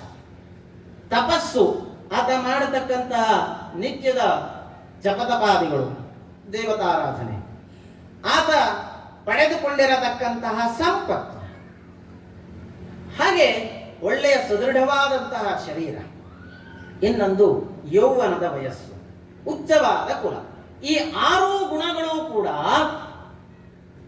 ಒಳ್ಳೆಯ ಸತ್ಪುರುಷರಾದ್ರೆ ಅವರಲ್ಲಿ ಅದು ಶೋಭಿಸ್ತದೆ. ಒಳ್ಳೆಯ ಸಜ್ಜನನಪ್ಪ ಇವ, ಇವನಲ್ಲಿ ವಿದ್ಯೆ ಇದೆ ಅಂತಂದ್ರೆ, ವಿದ್ಯಾ ದದಾತಿ ವಿನಯಂ. ನಾವು ನೆನ್ಪಿಟ್ಕೊಳ್ಬೇಕು, ವಿದ್ಯೆ ವಿನಯವನ್ನ ಕೊಟ್ಟರೆ ಮಾತ್ರ ಅದು ಶೋಭಿಸುತ್ತದೆ, ಅದಕ್ಕೆ ವಿಪರೀತವಾದ್ರೆ ಅದು ಶೋಭಿಸೋದಿಲ್ಲ. ಸಂಪತ್ತು ಒಳ್ಳೆಯ ರೀತಿ ವಿನಿಯೋಗ ಮಾಡಿದ್ರೆ ಅದು ಶೋಭಿಸ್ತದೆ. ಆತನ ದೇಹ ಯೌವನ ಇದೆ, ಅದು ತಕ್ಕದಾದ ಕರ್ತವ್ಯವನ್ನ ಮಾಡಿದ್ರೆ ಶೋಭಿಸ್ತದೆ. ಆತನ ಕುಲ ಇದೆ, ಅದು ಒಳ್ಳೆಯದಕ್ಕಾಗಿ ವಿನಿಯೋಗಿಸಬೇಕು. ಈ 6 ಗುಣಗಳು ಕೂಡ, ಸಂಪತ್ತು ಹಾಗೆ ಶರೀರ ಎಲ್ಲವೂ ಕೂಡ ಒಳ್ಳೆಯದಕ್ಕೆ ವಿನಿಯೋಗ ಆದ್ರೆ ಅದು ಉತ್ತಮ. ಆದರೆ ವಿದ್ಯಾ ತಪೋ ವಿತ್ತ ವಪುರ್ ವಯಃಕುಲೈ ಸತಾಂ ಗುಣೈ ಷಡ್ವಿರಸತ್ತಮೇತರೈ ಕಿಂತು ಸ್ಮೃತೌ ಹತಾಯಾಂ ಹೃತಮಾನ ದುರ್ದಶ ಸ್ತಬ್ಧಾನ ಪಶ್ಯಂತಿ ಹಿತಾಮಭೂಯಸ. ಈ ಎಲ್ಲ ಗುಣಗಳು ನೀಚ ವ್ಯಕ್ತಿಯಲ್ಲಿ ಇದ್ರೆ ಅದು ಅವಗುಣವಾಗಿ ಶೋಧಿಸುತ್ತದೆ. ಇಲ್ಲಿ ಆಗಿರುವಂತಹದ್ದು ಅದು ದೇಹಾಭಿಮಾನವನ್ನ ಇಟ್ಟುಕೊಂಡು ತಿರಸ್ಕಾರ ಮಾಡುವ ಉದ್ದೇಶದಿಂದ ನಮ್ಮನ್ನು ಕರೆಯಲಿಲ್ಲ, ಹಾಗಾಗಿ ನಾವು ಹೋಗೋದು ಬೇಡ. ಏನಾದರೂ ಆಗ್ಲಿ, ಗಂಡ ಒಪ್ಪಿಗೆ ಕೊಡ್ತಾನೆ ಅಂತ ಭಾವಿಸಿದ್ದು ಪಾಪ. ಯಾವಾಗ ಶಂಕರ ವಿರೋಧ ಮಾಡಿದ್ನೋ ದೇಹ ನಡಲಿಕ್ಕೆ ಪ್ರಾರಂಭ ಆಯ್ತಂತೆ. ಅಪ್ಪನ ಮನೆಗೆ ಹೋಗೋದು ಬೇಡ ಅಂತ ಹೇಳ್ತಾ ಇದ್ದೀರಾ, ನಾನು ಹೋಗುವವನೇ. ಕ್ರೋಧೋನ್ಮತ್ತಳಾಗಿಬಿಟ್ಲು, ದೇಹ ಕಂಪಿಸ್ಲಿಕ್ಕೆ ಶುರುವಾಯಿತು. ಹೇಳ್ತಾ ಇದ್ದಾನೆ ಈಶ್ವರ, ಬೇಡ ಹೋದ್ರೂ ತೊಂದರೆ ಆಗ್ತದೆ. ಕೇಳಲಿಲ್ಲ, ತನ್ನ ಅರ್ಧ ಭಾಗವನ್ನೇ ಸೇರಿಸಿಕೊಂಡು ಇದ್ದಂತಹ ಆ ಶಂಕರನನ್ನ ಬಿಟ್ಟು ಹೊರಟು. ಯಾವಾಗ ಕೋಪೋದ್ರಿಕ್ತಳಾಗಿ ಹೋದ್ಲೋ ಸತೀದೇವಿ, ಆವಾಗ ಆತನಿಗೆ ಯೋಚನೆ ಆಯ್ತಂತೆ, ಏನಾದ್ರೂ ತೊಂದರೆ ಮಾಡ್ಕೊಂಡ್ಬಿಟ್ರೆ ಕಷ್ಟ ಅಂತ ಹೇಳಿ ಹಿಂದೆ ಗಣವನ್ನ ಕಳಿಸ್ದ. ಅಲ್ಲಿ ಹೋದ್ರೆ ಅವಳನ್ನ, ಆ ಸತೀದೇವಿಯನ್ನ, ಅಕ್ಕ ತಂಗಿರೆಲ್ಲೋ ತಾಯಿ ಎಲ್ಲ ಆಹ್ವಾನ ಮಾಡಿದ್ರು. ಆದ್ರೆ ಅವ್ರನ್ನ ಯಾರನ್ನೋ ಲಕ್ಷ್ಯ ಇಟ್ಕೊಂಡು ಬರಲೇ ಇಲ್ವಲ್ಲ. ತನ್ನ ತಂದೆ ತನ್ನನ್ನ ಗೌರವಿಸಬೇಕು ಎನ್ನುವ ಯೋಚನೆಯಲ್ಲಿ ಬಂದಂತವಳು ಸತೀದೇವಿ. ತಂದೆಯಿಂದ ಯಾಗಮಂಟಪದಲ್ಲಿ ಶಂಕರನಿಗೆ ಆದಂತಹ ಅವಮಾನ ಕಂಡು, ಶಂಕರನಿಗೆ ಯಾವ ಭಾಗವೂ ಹವಿರ್ಭಾಗ ಸಲ್ತಾ ಇಲ್ಲ, ತನಗಾದ ಅವಮಾನವನ್ನು ಮರೆತು ಬಿಟ್ಲು. ತನ್ನ ಪತಿಗೆ ಅವಮಾನ ಆಗ್ತಾ ಇದೆಯಲ್ಲ ನೋಡಿ, ಪತ್ನಿಯರ ಎಷ್ಟು ಶ್ರೇಷ್ಠವಾದ ಗುಣ ಇದು ಅಂತ. ತನಗಾದ ಅವಮಾನವನ್ನು ಬಿಟ್ಲು, ತನ್ನ ಪತಿಗೆ ಅವಮಾನ ಆಗ್ತಾ ಇದೆ ಅಂತ ಹೇಳಿ ಅಲ್ಲಿಯೇ ಯೋಗ ಮಾರ್ಗದಲ್ಲಿ ಕುಳಿತುಕೊಂಡು ತನ್ನ ಶರೀರವನ್ನೇ ತ್ಯಜಿಸಿಬಿಟ್ಲು. ಯಾವಾಗ ಸತೀದೇವಿಯ ಶರೀರ ತ್ಯಾಗ ಆಯಿತೋ, ಯಾಗ ಎನ್ನುವಂತಹದ್ದು ತಡೆಯನ್ನ ಹೊಂದಿತು, ಆಗ ಅಲ್ಲಿರತಕ್ಕಂತಹ ಗಣಗಳು ಬಂದು ಶಂಕರನಿಗೆ ಹೇಳಿದ್ರು. ಅಲ್ಲಿ ಆದಂತಹ ಅವಘಡ, ಕೋಪೋದ್ರಿಕ್ತನಾಗ್ಬಿಟ್ಟ ಶಂಕರ. ವೀರಭದ್ರನನ್ನ ಸೃಷ್ಟಿಸಿ ದಕ್ಷನನ್ನು ನಾಶ ಮಾಡಲಿಕ್ಕೆ ಕಳಿಸಿದರೆ ಅಲ್ಲಿ ಹೋಗಿ ವೀರಭದ್ರ ಯಜ್ಞವನ್ನೂ ಕೆಡಿಸಿದ, ದಕ್ಷನನ್ನು ಹತ ಮಾಡಿದ. ಯಾಗವೇ ಅರ್ಧದಲ್ಲಿ ನಿಂತು ಹೋಯಿತು. ದೇವತೆಗಳೆಲ್ಲವೂ ಕೂಡ ಬಂದು ಶಂಕರನನ್ನ ಪ್ರಾರ್ಥನೆ ಮಾಡಿದ್ರು. ಪುನಃ ಶಂಕರ ಅವರಲ್ಲಿ ಅನುಗ್ರಹೀತನಾದ. ಮಾಡಿದ್ದು ಇಷ್ಟೇ ಉದ್ದೇಶ. ಅಹಂಕಾರದಿಂದ ಉನ್ಮತ್ತನಾದಂಥವನು ಅದನ್ನ ಬಿಟ್ಟು ತನ್ನ ಸಾತ್ವಿಕ ಗುಣವನ್ನ ಹೊಂದಬೇಕು ಎನ್ನುವ ಉದ್ದೇಶ ಇತ್ತು. ಹಾಗಾಗಿ ಪುನಃ ಪೂರ್ವದ ನಂದಿಯ ಶಾಪವನ್ನ ನೆರವೇರಿಸುವ ಕಾರಣದಿಂದ ಹೋತದ ಮುಖವನ್ನ ಆ ದಕ್ಷನಿಗೆ ಸೇರಿಸಿ ಆತನಿಗೆ ಪುನಃ ಜೀವನವನ್ನ ಕೊಟ್ಟ. ಆದರೆ ದಕ್ಷನಿಗೆ ಶಂಕರನನ್ನ ನೋಡುವಂತಹ ಮನಸ್ಥಿತಿ ಇಲ್ಲ, ಅವಮಾನ ಆಗಿದೆ, ಮತ್ತೆ ತಪ್ಪು ಮಾಡಿದ್ದಾನೆ. ಹಾಗಾಗಿ ಆದರೂ ಕೂಡ ಶಂಕರನಲ್ಲಿ ಪ್ರಾರ್ಥನೆಯನ್ನ ಸಲ್ಲಿಸಿದ. ಅಂತಹ ದಕ್ಷಯಜ್ಞದ ಪರಿಸಮಾಪ್ತಿ ಆ ನಂತರದಲ್ಲಿ ಮಾಡಲಾಯಿತು. ಮುಂದುವರೆದು ಶುಕ ಮಹರ್ಷಿಗಳು ಹೇಳ್ತಾ ಇದ್ದಾರೆ, ಆ ಸ್ವಯಂಭೂ ಮನುವಿನ ಇನ್ನೊಬ್ಬ ಪುತ್ರರ ಇತಿಹಾಸವನ್ನ ತೆಗೆದುಕೊಂಡು ಉತ್ತಾನಪಾದನ ಕಥೆಯನ್ನ ಹೇಳಿದ. ಉತ್ತಾನಪಾದ ಎನ್ನತಕ್ಕಂತಹ ಮೊದಲನೆಯ ಪುತ್ರನಿಗೆ ಸುರುಚಿ ಮತ್ತೆ ಸುನೀತಿ ಎನ್ನತಕ್ಕಂತಹ ಇಬ್ಬರು ಪತ್ನಿಯರನ್ನ ಹೊಂದಿದಂತಹ ರಾಜನ ಇತಿಹಾಸ. ಇದು ಅತ್ಯಂತ ಪ್ರಮುಖವಾದಂತಹ ಘಟ್ಟ ಅಂತ ಹೇಳಬೇಕು. ಯಾಕೆ ಅಂತ ಕೇಳಿದ್ರೆ ವಾಸುದೇವ ಮಂತ್ರದ ಉಪದೇಶ ಈ ಭಾಗದಲ್ಲಿ ಆಗಿದೆ. ಒಂದು ದಿನ ರಾಜಸಭೆಯಲ್ಲಿ ಕುಳಿತಂತಹ ತನ್ನ ಚಿಕ್ಕಮ್ಮನ ಮಡಿಲನ್ನೇರಿ ಅಪ್ಪನೊಟ್ಟಿಗೆ ಕುಳಿತಂತಹ ದೃಶ್ಯವನ್ನ ಕಂಡಂತಹ ಸುನೀತಿಯ ಮಗನಾದಂತಹ ಧ್ರುವ ತನ್ನ ತಂದೆಯ ತೊಡೆಯನ್ನ ಏರಬೇಕು ಅಂತ ಹೇಳಿ ಅಪೇಕ್ಷೆ ಪಟ್ರೆ ತಿರಸ್ಕಾರವಾದಂತಹ ಮಾತುಗಳನ್ನ ಹೊಂದಿ ತಾಯಿಯಿಂದ ಒಂದು ವೇಳೆ, ಅಂದ್ರೆ ಚಿಕ್ಕಮ್ಮನಿಂದ, ಒಂದು ವೇಳೆ ನೀನು ನಿನ್ನ ತಂದೆಯ ತೊಡೆಯನ್ನ ಏರಬೇಕು ಅಂತ ಹೇಳಾಗ ನನ್ನ ಗರ್ಭದಲ್ಲಿ ನೀನು ಜನಿಸಿ ಬರಬೇಕು ಎನ್ನುವಂತಹ ಚುಚ್ಚು ಮಾತುಗಳನ್ನ ಕೇಳಿ, ಹಾಗಾದ್ರೆ ಅದಕ್ಕೇನು ಮಾಡಬೇಕು ಅಂತ ಕೇಳಿದ್ರೆ ನಾರಾಯಣನ ಮೊರೆ ಹೋಗಬೇಕು, ತಪಸ್ ಮಾಡಬೇಕು ಎನ್ನುವಂತಹ ಘೋರ ಮಾತುಗಳನ್ನ ಕೇಳಿದಂತಹ ಆ ಎಳೆಯ ಮನಸ್ಸಿನ ಧ್ರುವ ಅಳ್ತಾ ತನ್ನ ತಾಯಿಗೆ ಬರ್ತಾನೆ. ಸುನೀತಿಯಲ್ಲಿ ಹೇಳ್ತಾನೆ, ಅಮ್ಮ ಹಿಂಗೆ ಹೇಳಿಬಿಟ್ರು ಚಿಕ್ಕಮ್ಮ. ತಾಯಿಗೆ ದುಃಖ ಆಯ್ತು. ಆದರೆ ಮಗ ಯಶಸ್ಸನ್ನ ಕಾಣಬೇಕು ಅಂತ ಹೇಳಾದ್ರೆ ಎಂತಹ ತಾಯಿಯು ತ್ಯಾಗಕ್ಕೆ ಮುಂದಾಗ್ತಾಳೆ. ಅತ್ಯಂತ ಪ್ರೀತಿ, ಮಕ್ಕಳನ್ನ ದೂರ ಕಳಿಸಲಿಕ್ಕೆ ಯಾರಾದ್ರೂ ಇಷ್ಟಪಡ್ತಾರೆ. ಅದರಲ್ಲೂ ತಪಸ್ಸಿಗೆ ಹೊರಟು ನಿಂತಿದ್ದಾನೆ ಆ ಎಳೆಯ ಬಾಲಕ. ಆದ್ರೆ ಆತನಿಗೆ ಸಾಂತ್ವನವನ್ನ ಹೇಳಿ ಮುದ್ದಿಸಿ ಆ ಭಗವಂತನನ್ನ ನೀನು ದರ್ಶಿಸಿಕೊಂಡು ಬಾ ಅಂತ ಹೇಳಿ ತಾಯಿ ಕಳಿಸಿಕೊಟ್ರೆ ಇವನ ಉದ್ದೇಶದಲ್ಲಿ ಎಷ್ಟು ಗುರಿ ಮುಟ್ಟಬೇಕೆಂಬ ಛಲ ಇದೆ ಅಂತ ಯೋಚನೆ ಮಾಡಬೇಕು, ನೋಡಬೇಕು ಅಂತ ಹೇಳಿ ನಾರದ ಮಹರ್ಷಿಗಳು ಆತನನ್ನ ದಾರಿಯಲ್ಲಿ ತಡೀತಾರಂತೆ. ತಡೆದು ಹೇಳ್ತಾರೆ, ಮಗು ಈ ಚಿಕ್ಕ ಚಿಕ್ಕ ಘಟನೆಗೆಲ್ಲ ಯಾಕೆ ತಲೆ ಕೆಡಿಸ್ಕೊಂಡು ಹೊರಟಿದ್ದೀಯ ನೀನು? ಮುಂದೊಂದು ದಿವಸ ಸಿಕ್ಕುತ್ತದೆಯಪ್ಪ ನಿನಗೆ. ಆಹಾ, ಅದಾಗೋದಿಲ್ಲ. ನಾನು ನಾರಾಯಣನ ನೋಡ್ಲೇಬೇಕು, ಉಳಿದಿದ್ದೆಲ್ಲ ಕಡೆ ಕಡೆ ನೋಡುವ. ಹಾಗಾದ್ರೆ ಆತ ಹೇಗಿರ್ತಾನೆ? ಸುಂದರವಾದಂತಹ ಶರೀರ, ಮುಖ, ಎದೆಯಲ್ಲಿ ಶ್ರೀವತ್ಸ ಚಿಹ್ನೆಯನ್ನ ಹೊಂದಿದಂತಹ ಆ ಮಹಾವಿಷ್ಣುವಿನ ಒಂದು ಸ್ವರೂಪವನ್ನ ತಿಳಿಸಿ ನಾರದರು ಆತನನ್ನ ಕಳಿಸಿಕೊಡ್ತಾರೆ. ಅಷ್ಟೇ ಅಲ್ಲ, ಅತ್ಯಂತ ಶ್ರೇಷ್ಠವಾದಂತಹ ಓಂ ನಮೋ ಭಗವತೆ ವಾಸುದೇವಾಯ ವಾಸುದೇವ ಮಂತ್ರದ ದ್ವಾದಶಾಕ್ಷರ ಮಂತ್ರವನ್ನು ಉಪದೇಶ ಮಾಡಿ ಕಳಿಸ್ತಾರಂತೆ. ನೀನು ಇನ್ನೇನು ಮಾಡಬೇಡಪ್ಪ, ಅಲ್ಲಿ ಹೋಗಿ ನೀನು ಜಪವನ್ನ ಮಾಡಬೇಕು, ವೃಂದಾವನವನ್ನ ಸೇರು, ಯಮುನಾ ನದಿಯ ತೀರದಲ್ಲಿ ಶುದ್ಧ ಮನಸ್ಕನಾಗಿ ನೀನು ಈ ಮಂತ್ರವನ್ನ ಪಠಿಸು, ಮನದಲ್ಲಿ ಭಗವಂತನ ಚಿತ್ರಣವನ್ನ ಮಾಡಿಕೊ, ನಾನು ಹೇಳಿದ್ದೇನಲ್ಲ ಅಂತೆಲ್ಲ ಹೇಳಿ ಆತನನ್ನ ಕಳಿಸಿಕೊಟ್ರೆ ನೋಡಿ, ಇತ್ತ ಧ್ರುವಕುಮಾರ ಅಲ್ಲಿಂದ ಮುಂದುವರೆದು ಬಂದು ಮಧುವನವನ್ನ ಸೇರ್ತಾನೆ. ವೃಂದಾವನದ ಭಾಗ ಮತ್ತೊಂದು ಭಾಗ. ಮಧುವನದಲ್ಲಿ ಆತ ತಪಸ್ಸಿಗೆ ನಿಲ್ತಾನಂತೆ. ಸ್ನಾನ ಮಾಡಿ ಪರಿಶುದ್ಧನಾಗ್ತಾನೆ. ಆತ ಹೇಗೆ ತಪಸ್ಸನ್ನ ಮಾಡ್ತಾ ಇದ್ದಾನೆ ಅಂತ ಕೇಳಿದ್ರೆ 6 ತಿಂಗಳ ಕಾಲ ತಪಸ್ಸನ್ನ ಮಾಡಿದ್ದಾನೆ. ಮೊದಲನೇ ತಿಂಗಳಲ್ಲಿ 3 ದಿನಗಳಿಗೆ ಆತ ಒಂದು ಬಾರಿಯಂತೆ ಬೇಲದ ಹಣ್ಣು, ಬೋರೆ ಹಣ್ಣು ಇತ್ಯಾದಿ ಹಣ್ಣುಗಳನ್ನ ತಿಂದುಕೊಂಡು 1 ತಿಂಗಳು ಕಳೆದನಂತೆ. ಪುನಃ 2ನೇ ತಿಂಗಳಲ್ಲಿ ಅದನ್ನ ಮತ್ತೆ ದ್ವಿಗುಣೀಕೃತ ಮಾಡಿದ. 6 ದಿನಗಳಿಗೊಮ್ಮೆ ಕೇವಲ ಒಣಗಿದ ಎಲೆಗಳನ್ನ ತಿಂದುಕೊಂಡು, ಹುಲ್ಲನ್ನ ತಿಂದುಕೊಂಡು ಆತ ಜೀವವನ್ನು ರಕ್ಷಿಸಿ ತಪಸ್ಸಿಗೆ ಮುಂದುವರೆದ. 3ನೇ ತಿಂಗಳಲ್ಲಿ ಅದನ್ನ ಮತ್ತೆ ದ್ವಿಗುಣ ಮಾಡಿ 9 ದಿನಗಳಿಗೊಮ್ಮೆ ನೀರನ್ನ ಕುಡಿದು ಸಮಾಧಿ ಯೋಗದಿಂದ ಆತ ತಪಸ್ಸನ್ನ ಮುಂದುವರೆಸಿದ. 4ನೇ ತಿಂಗಳಿಗೆ ಬಂತು. ಇದು ಇಷ್ಟು ಮಾಡಿದ್ರು ಭಗವಂತ ಬರಲಿಲ್ಲ.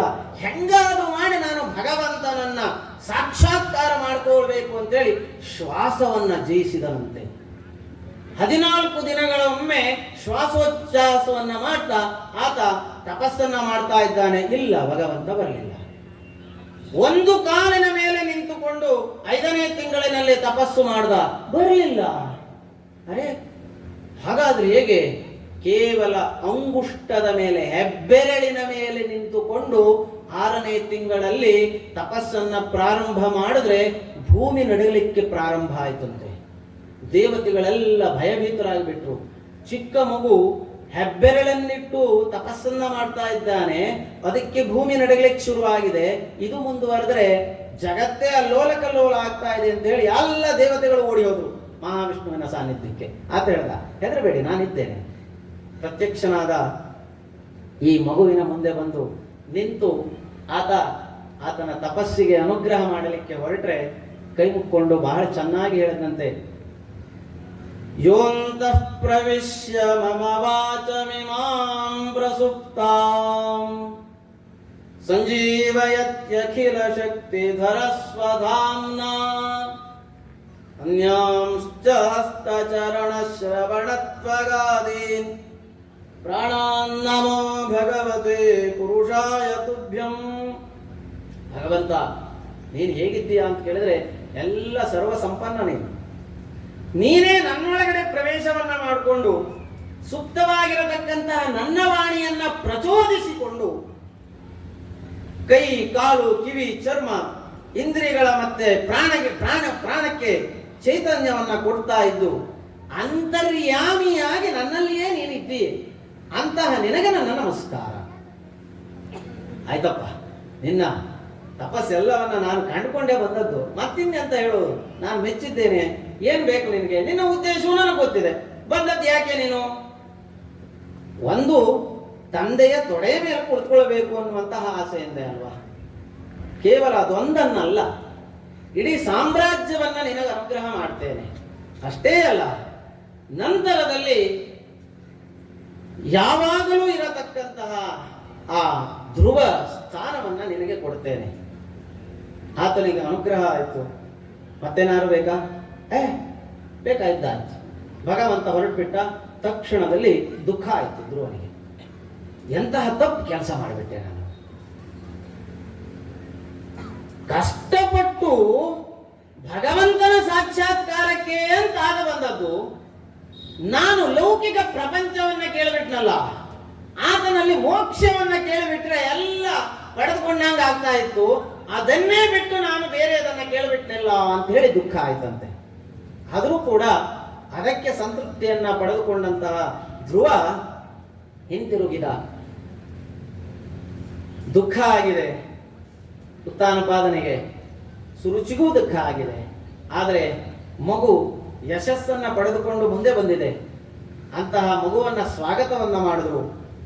ಆತನಿಗೆ ಅಧಿಕಾರವನ್ನ ನೀಡಿದಂತಹ ಉತ್ಥಾನಪಾದ ಆತನ ತಮ್ಮನೊಟ್ಟಿಗೆ ಜೀವನವನ್ನ ಮಾಡುವಂತಹ ನಿರ್ದೇಶನವನ್ನ ಕೊಟ್ಟ. ತಾನು ವಾನಪ್ರಸ್ಥವನ್ನ ಸೇರಿದ. ಈ ರೀತಿಯಾಗಿ ಮುಂದುವರಿಸಿದಂತಹ ಶುಕ ಮಹರ್ಷಿಗಳು ಅನೇಕ ಚರಿತ್ರೆಯನ್ನ ಮುಂದುವರಿಸ್ತಾ ಇದ್ದಾರೆ. ಇನ್ನೊಬ್ಬ ಮಗ ಇದ್ದಾನೆ, ಪ್ರಿಯವ್ರತ. ಆತನ ಸಂತಾನದಲ್ಲಿ ಬಂದಂತಹ ರಾಜರುಗಳ ಚರಿತ್ರೆಯನ್ನ ಮುಂದುವರಿಸ್ತಾ ಇದ್ದಾರೆ. ಪ್ರಿಯವ್ರತ ಅವನ ವಂಶದಲ್ಲಿ ಬಂದಂತಹ ಋಷಭದೇವರ ಮಹಿಮೆ, ಆತನ ರಾಜ್ಯದ ಶಾಸನವನ್ನ ವಿವರಣೆಯನ್ನ ಶುಕ ಮಹರ್ಷಿಗಳು ಮಾಡ್ತಾ ಇದ್ದರಂತೆ. ಅತ್ಯಂತ ಶ್ರೇಷ್ಠವಾದಂತಹ ಸ್ವರೂಪವನ್ನ ಪಡೆದಂತಹ ಭಗವಂತ ಹೇಗೆ ಕಪಿಲ ಮಹರ್ಷಿಯ ಸ್ವರೂಪವನ್ನ ಧರಿಸಿ ಲೋಕಕ್ಕೆ ಸಾಂಖ್ಯಯೋಗವನ್ನ ನೀಡಿದನು, ಹಾಗೆ ಋಷಭದೇವರ ಅವತಾರವನ್ನ ಹೊಂದಿ ಲೋಕಕ್ಕೆ ಅವಧೂತ ಪರಂಪರೆ ಹೇಗಿರಬೇಕು ಅನ್ನೋದನ್ನ ಅನುಗ್ರಹ ಮಾಡಿದ. ನಾವೆಲ್ಲ ನಮ್ಮ ಕಣ್ಣಿಗೆ ಕಾಣುವಂತಹ ಮನುಷ್ಯ ಸ್ವರೂಪವನ್ನಷ್ಟೇ ಗುರುತಿಸಿ ಅವಧೂತರನ್ನ ನಾವು ನೋಡ್ತೇವೆ. ಒಂದಷ್ಟು ನೋಡಿದ್ದೇವೆ ಏನೋ, ಇನ್ನು ಕೆಲವು ನೋಡ್ತಾ ಇದ್ದೇವೇನೋ. ನಮಗೆ ಕಾಣುವುದು ಕೇವಲ ಅವರ ಆ ಹೊರ ಪ್ರಪಂಚದ ಶರೀರ ಅಷ್ಟೇ. ವಾಸ್ತವಿಕವಾಗಿ ಅವಧೂತರ ಒಳಗಿನ ಭಾಗವನ್ನ ನಮ್ಮ ಹತ್ರ ಅರಿಲಿಕ್ಕೆ ಸಾಧ್ಯವೇ ಇಲ್ಲ. ಅವಧೂತ ವೃತ್ತಿ, ಆ ಪ್ರವೃತ್ತಿ ಹೇಗಿರ್ತದೆ ಅಂತ ಕೇಳಿದ್ರೆ, ಅವರವರು ಕೈಗೊಂಡಂತಹ ಸ್ವರೂಪ ಒಪ್ಪಿಕೊಳ್ಳೋಣ. ಸಾಂಸಾರಿಕ ಅಂದ್ರೆ ಮನುಷ್ಯನ ಬ್ರಹ್ಮಚರ್ಯ, ಗೃಹಸ್ಥ, ವಾನಪ್ರಸ್ಥ, ಸನ್ಯಾಸ ಎನ್ನತಕ್ಕಂತಹ 4 ಆಶ್ರಮದ ವ್ಯವಸ್ಥೆ ಪ್ರತಿಯೊಬ್ಬ ವ್ಯಕ್ತಿಗೂ ಇರುವಂತಹದ್ದು. ಅದು ನಾವು ಪಡೆದುಕೊಂಡಾಗ ಮಾತ್ರ ಈ ಮಾನುಷ ಜನ್ಮ ಸಾರ್ಥಕ್ಯವನ್ನು ಹೊಂದುತ್ತದೆ.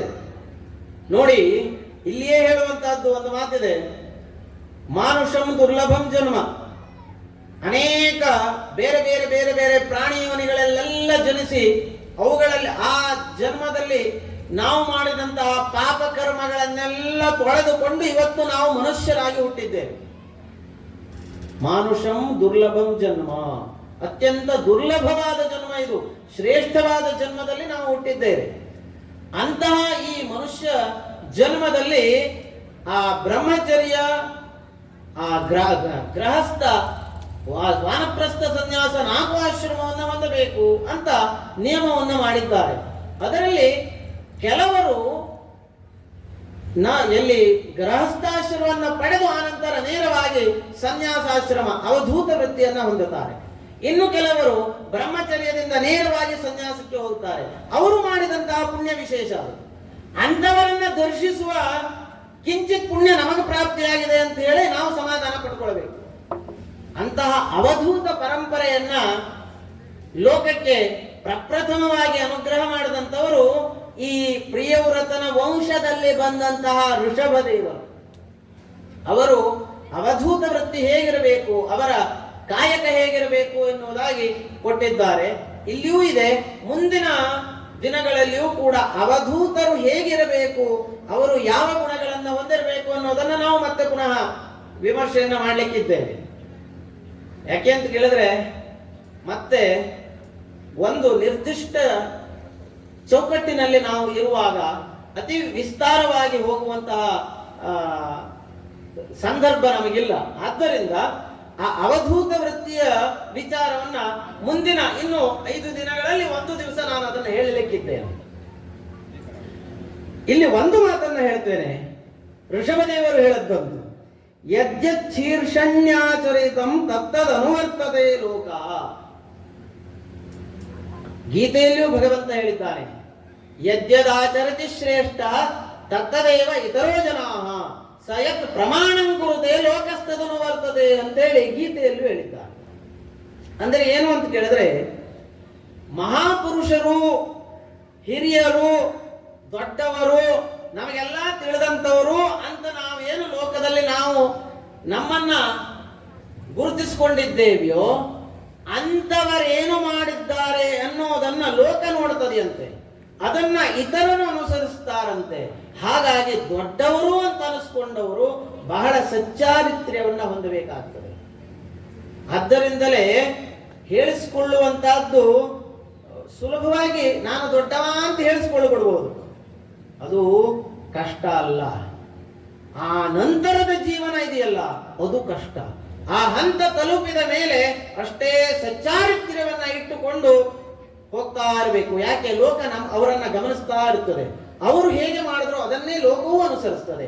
ಆದ್ದರಿಂದ ಶ್ರೇಷ್ಠರಾದಂಥವರು, ಮಹಾಪುರುಷರಾದವರು ಏನೇನೆಲ್ಲ ಆಚರಣೆ ಮಾಡ್ತಾರೋ ಅದನ್ನ ಲೋಕ ಪುನರಾವರ್ತನೆ ಮಾಡುವುದರಿಂದ ಒಳ್ಳೆಯ ಕರ್ಮವನ್ನ ಅವರು ಮಾಡಬೇಕು ಎನ್ನುವುದಾಗಿ ತಿಳಿಸಿ, ಅವರಲ್ಲಿಯೇ ಅತ್ಯಂತ ಶ್ರೇಷ್ಠನಾದಂತಹ ಭರತನ ಚರಿತ್ರೆಯನ್ನ ಹೇಳುತ್ತಾರೆ. ಭರತೋಪಾಖ್ಯಾನದವರೆಗೆ ಬಂದು ಈ ಎರಡನೆಯ ದಿವಸದ ವ್ಯಾಖ್ಯಾನ ಎನ್ನುವಂತಹದ್ದು ಸಮಾಪ್ತಿ ಹೊಂದುತ್ತದೆ. ಇಲ್ಲಿ ಭರತಸ್ತು ಭಾಗವತ ಅಂತ ಹೇಳಿ ಪ್ರಾರಂಭ ಮಾಡ್ತಾರೆ.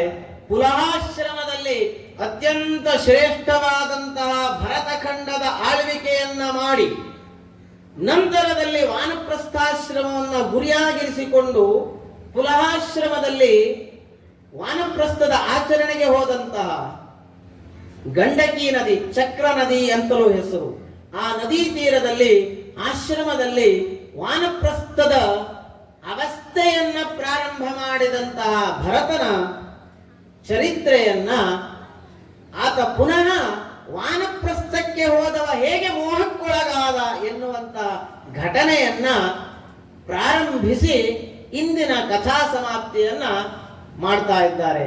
ನಾವು ಕೂಡ ಇವತ್ತಿನ ಈ ಎಲ್ಲ ಪಾರಾಯಣದ ಹಾಗೂ ಈವರೆಗೆ ಮಾಡಿದಂತಹ ಯಥಾಶಕ್ತಿಯಾದಂತಹ ಮಾತುಗಳನ್ನ ಆ ಪರಮ ಪವಿತ್ರನಾದಂತಹ ಪರಮಪುರುಷನಾದಂತಹ ಪರಿವಾರ ಸಮೇತನಾದಂತಹ ರಾಮೇಶ್ವರನ ಸನ್ನಿಧಿಯಲ್ಲಿ ಸಮರ್ಪಣೆಯನ್ನ ಮಾಡಿ, ಗುರುದ್ವಯರ ಸನ್ನಿಧಿಯಲ್ಲಿ ಸಮರ್ಪಣೆಯನ್ನ ಮಾಡಿ, ಆ ರಾಮೇಶ್ವರನಿಗೂ ಗುರುಶ್ರೇಷ್ಠರಿಗೂ ದೀರ್ಘದಂಡ ನಮಸ್ಕಾರವನ್ನ ಮಾಡಿ ನನ್ನ ಮಾತಿಗೆ ಮಂಗಳವನ್ನ ಹೇಳ್ತಾ ಇದ್ದೇನೆ. ಸ್ವಸ್ತಿ ಪ್ರಜಾಭ್ಯ ಪರಿಪಾಲಯಂತಾಂ ನ್ಯಾಯೇನ ಮಾರ್ಗೇಣ ಮಹಿಂ ಮಹೇಶಾಃ. ಗೋಬ್ರಾಹ್ಮಣೇಭ್ಯ ಶುಭಮಸ್ತು ನಿತ್ಯಂ. ಲೋಕಾಃ ಸಮಸ್ತಾಃ ಸುಖಿನೋ ಭವಂತು. ಕಾಲೇ ವರ್ಷತು ಪರ್ಜನ್ಯ ಪೃಥಿವೀ ಸಸ್ಯಶಾಲಿನಿ. ದೇಶೋಯಂ ಕ್ಷೋಭರಹಿತಾಃ ಸಜ್ಜನಾಃ ಸಂತು ನಿರ್ಭಯಾಃ. ಅಪುತ್ರಾಃ ಪುತ್ರಿಣಃ ಸಂತು ಪುತ್ರಿಣಃ ಸಂತು ಪೌತ್ರಿಣಃ. ಅಧನಾಃ ಸಧನಾಃ ಸಂತು ಜೀವಂತು ಶರದಾಂ ಶತಂ. ಓಂ ಸ್ವಸ್ತಿ. ಎಲ್ಲರೂ ಕೂಡ ಈ ಶ್ರೇಷ್ಠವಾದಂತಹ ಭಾಗವತದಲ್ಲಿ ಅದರ ಶ್ರವಣ ಮಾಡುವುದರಲ್ಲಿ, ಅದರ ಸೇವೆಯನ್ನ ಮಾಡುವುದರಲ್ಲಿ, ಈಶ್ವರನ ಸೇವೆಯನ್ನ ಮಾಡುವುದರಲ್ಲಿ ನಿಮ್ಮನ್ನ ನೀವು ತೊಡಗಿಸಿಕೊಂಡು ಪರಮ ಪುಣ್ಯವಾದಂತಹ ಆ ಶ್ರೇಷ್ಠ ಅನುಗ್ರಹವನ್ನ ಭಗವಂತನಿಂದ ಪಡೆದುಕೊಳ್ಳಿ ಎನ್ನುವುದಾಗಿ ಹೇಳ್ತಾ ಇವತ್ತಿನ ಈ ಉಪನ್ಯಾಸ ಕಾರ್ಯಕ್ರಮ ಸಮಾಪ್ತಿ ಆಗ್ತಾ ಇದೆ. ಧನ್ಯವಾದಗಳು. ಸನಾತನ ಧರ್ಮದ ಶ್ರೇಷ್ಠ ಧರ್ಮ ಗ್ರಂಥ ಭಾಗವತ. ಭಾಗವತ ಸಪ್ತಾಹವನ್ನ ಮಾಡಬೇಕಾದದ್ದು ಪ್ರತಿಯೊಬ್ಬ ಹಿಂದುವಿನ ಬ್ರಾಹ್ಮಣನ ಕರ್ತವ್ಯವೂ ಕೂಡ. ಅಂತಹ ಒಂದು ಭಾಗ್ಯ